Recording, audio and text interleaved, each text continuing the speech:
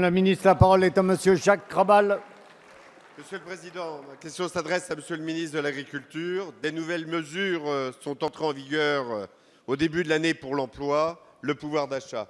Crédit d'impôt pour l'emploi à domicile, pour les associations, 1 milliard d'euros de baisse d'impôt sur le revenu pour 5 millions de foyers fiscaux, 40 euros de plus par mois à la baisse de la CSG pour 550 000 retraités.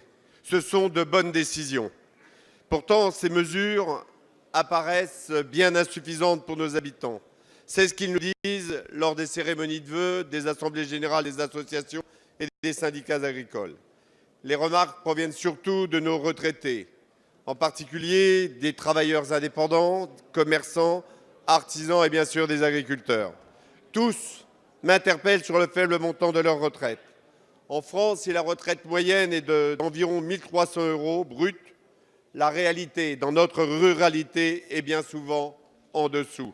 766 euros pour un agriculteur retraité, tous statuts confondus, soit 10% en dessous du seuil de pauvreté et 5% de moins que l'allocation de solidarité aux personnes âgées. Qui peut vivre avec de tels revenus? Et je le dis sans polémique, ces bas revenus sont la conséquence des politiques menées lors des législatures précédentes, de droite comme de gauche. Même si au cours de cette mandature, 900 millions d'euros ont été consacrés à la revalorisation des retraites agricoles. Mais c'est encore bien insuffisant. Selon les organisations professionnelles et syndicales, les modalités de financement de la retraite complémentaire obligatoire sont dans le rouge et le fonds de réserve de la MSA est à zéro.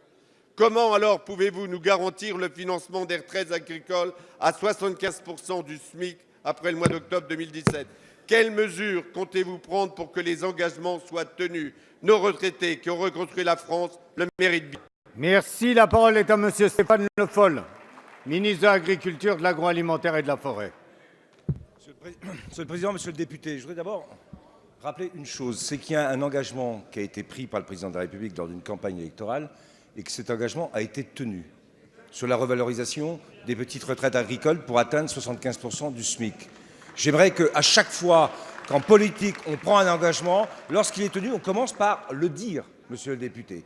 Deuxième point, est-ce que c'est suffisant? C'est 900 millions d'euros supplémentaires qui ont été distribués logiquement à plus de 600 personnes, hommes et femmes, de l'agriculture. Et ça, c'est un point, 600 000 personnes qui sont en agriculture pour 900 millions d'euros. On peut considérer que ce n'est pas suffisant, mais on doit considérer que c'est un engagement qui a été tenu. Vous me parlez du financement, Monsieur le député.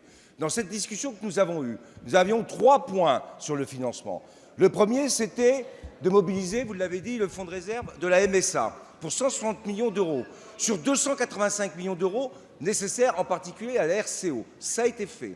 Ensuite, nous avions une mesure pour lutter contre l'optimisation sociale qui était faite par un certain nombre d'organisations sur le foncier, qui devait rapporter plus de 100 millions d'euros et qui a été contournée, ce qui fait que ce que nous avons comme recette, c'est 20 millions au lieu des 100 millions d'euros que nous avions prévus.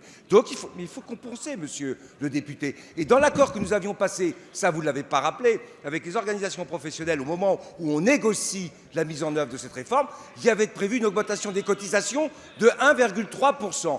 Quelle est la situation? Nous n'avons pas mis en place l'augmentation des cotisations, Monsieur le député. Nous avons fait à part égale 50 millions d'euros pour le budget du ministère de l'Agriculture et 0,5 au point d'augmentation des cotisations pour les agriculteurs, 100 millions qui financent la RCO en 2017, en 2018 et la taxe sur les farines, bien connue, sera consacrée pour la suite à la pérennisation de cette revalorisation des retraites, que chacun tienne compte d'une chose, engagement.